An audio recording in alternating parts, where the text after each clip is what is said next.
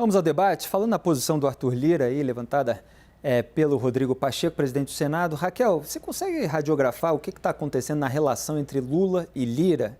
Porque tem uma disputa aí por baixo que é do orçamento secreto. A gente comentou ontem aqui em tempo real que o voto da ministra Rosa Weber, relatora, no julgamento do STF, foi adiado para a semana que vem. O Lula, a princípio, tinha uma intenção de retomar essa fatia do orçamento, quer dizer, o controle sobre o orçamento, essa parte, pelo menos, para o Poder Executivo, mas o Lira, obviamente, quer manter esse mecanismo e centralizar o controle, como ele fez ao longo do governo Bolsonaro. Como é que isso influencia na votação dessa PEC que saiu do Senado e agora vai para a Câmara? Felipe sempre me dando as missões mais espinhosas, mas vamos lá. Primeiro, a influência sobre a PEC. Eu acho que não tem tanta, Felipe, porque passou num placar muito grande no Senado, está um clima que está muito difícil e contra essa maré, até pelo tema, Bolsa Família, qual é o parlamentar que vai conseguir ficar contra, os senadores que votaram contra estão sendo atacados pra caramba, está um clima difícil para o Congresso, para a Câmara ir contra essa pauta, a despeito dos problemas que a gente já discutiu amplamente. Quer dizer, para cada deputado justificar um voto contrário. Exato, como foi na PEC Kamikaze e na PEC pré-eleitoral do Bolsonaro, onde a oposição também se esvaiu. É muito difícil. Por oposição é bom lembrar que você está se referindo aos petistas também, Exato. Porque senão causa uma confusão. Já está difícil, porque um governo ainda não começou, mas já está atuando como governo. Os petistas votaram a favor da PEC Kamikaze, enfim, que ganhou esse apelido também do desespero eleitoral ali do Bolsonaro às vésperas da eleição. Agora vamos para a questão espinhosa, que é a relação entre o Lula e o Lira. Eles estavam conversando, estão muito próximos, o Lira foi o primeiro a cumprimentar o Lula, e tinha um acerto tácito ali deles de que vamos deixar o assunto do orçamento secreto para depois. A apuração que a gente tem de bastidor é que nas conversas com os ministros do Supremo Tribunal Federal, o Lula mandou recados de que os ministros se sentissem confortáveis para votar o tema. Houve pedidos para que o assunto fosse retomado, para que o judiciário encampasse esse tema que os petistas, consideram um grande entulho do governo Jair Bolsonaro. A ministra Rosa Weber, que já tinha dado o voto dela sobre esse assunto, que vinha protelando esse debate, se sente mais confortável e bota o voto para julgamento. Né? Você teve articulações de ministros para que isso fosse votado.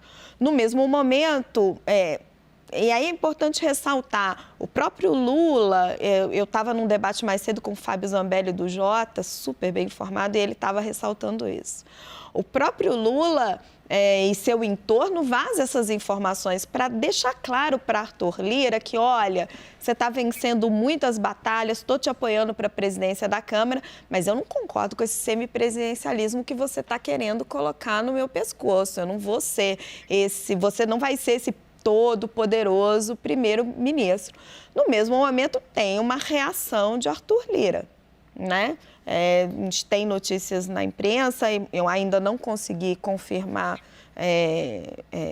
de forma independente que os dois teriam se falado, o Lira teria cobrado, e agora, por que o Lula está colocando esse tema em debate? E agora você tem toda uma movimentação dentro do Congresso Nacional e, de novo, ministros do Supremo costurando para ver se deixa o assunto para mais tarde, se vem um pedido de vistas na semana que vem. Então, vai ser o tempo todo, neste governo, um embate entre esses dois nomes superpoderosos da República, que vão ser Lula e Lira. Eles vão ficar medindo força, porque o Congresso ganhou muita força nos últimos tempos. Ele tem fatias grandes do orçamento na mão. Só que o Lula é um político hábil e, ao contrário do Bolsonaro, que deixou o Lira tocar o governo, o Lula não gosta desse papel. Agora, só uma questão factual. O que entrou no texto da PEC no Senado foi um dinheiro ali para poder haver também liberação de emendas parlamentares ainda em 2022. Porque as emendas... Mas não entrou uma forma de constitucionalizar o orçamento secreto e você acha que não vai entrar? As emendas parlamentares deste ano, elas estão bloqueadas pelo teto de gastos, assim como está bloqueado farmácia popular e outros itens. Quando você libera várias despesas do teto de gastos, também as emendas parlamentares. Felipe, eu não sei se pode entrar alguma surpresinha aí na Câmara amanhã para constitucionalizar o orçamento secreto. Se entrar, tem que voltar para o Senado, e aí leva tempo. Então, esse também é um embate, já houve notícia também de que há uma minuta ali elaborada pelo Lira com o Pacheco. Tempo do qual o governo não dispõe. Ele precisa aprovar essa PEC muito rápido, não dá para ficar indo e voltando. O que pode ser só jogo de pressão também. Elaboramos uma minuta e tal. Tira isso aí do Supremo Tribunal Federal, por favor. Exatamente. Hélio, o que você acha que vai acontecer na Câmara? O que você acha que deveria acontecer em relação a esse texto da PEC? O que agradou, o que não agradou? Eu não sei se vai haver alguma alteração na Câmara, mas me parece que é altamente provável que passe uma PEC com um volume muito grande de recursos, próximo a esses 200 bi que está aí no cálculo, né? Então, é o que são 145 bilhões no teto expandido, quer dizer, dentro do teto, mas expandido, né? E mais os 23 bilhões fora. Isso, e mais 20 não sei quantos do PIS PIS e PASEP, de contas esquecidas, que eles vão confiscar de quem não responder, e isso pode ser usado também fora do teto. Então, isso aí dá 200 bilhões de reais, né? Agora, isso é muito dinheiro para regar esse relacionamento entre o Lira e o Lula, né? É muito dinheiro para você atender todos os interesses de ambas as partes. Então, eu não vislumbro grande problema, porque 200 bi é coisa para chuchu. Calejão, sua visão, por favor. A produção estava me avisando aqui de uma informação. Diga você o que você achou sobre a aprovação dessa PEC no Senado e se tem alguma expectativa diferente em relação à Câmara. Olha, Felipe, veja, a própria fala do Pacheco te dá conta de que a coisa está extremamente bem encaminhada para ser aprovado na Câmara dos Deputados. Agora, tem uma questão aqui, duas questões que eu gostaria de salientar. Primeiro, que eu concordo com absolutamente tudo que a Raquel disse.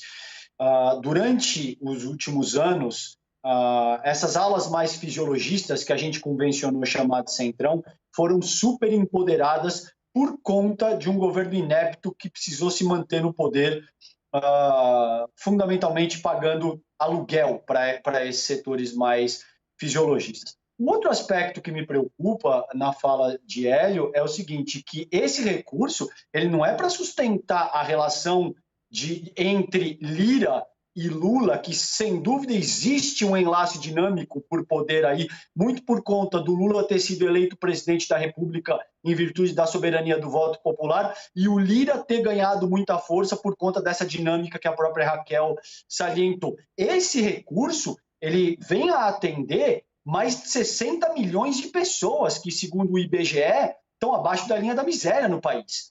Então, esse volume de recurso não é para atender um capricho de um embate entre o presidente da República e o presidente da Câmara dos Deputados. Ele vem num momento absolutamente crucial para atender a necessidade do povo brasileiro que efetivamente está passando fome.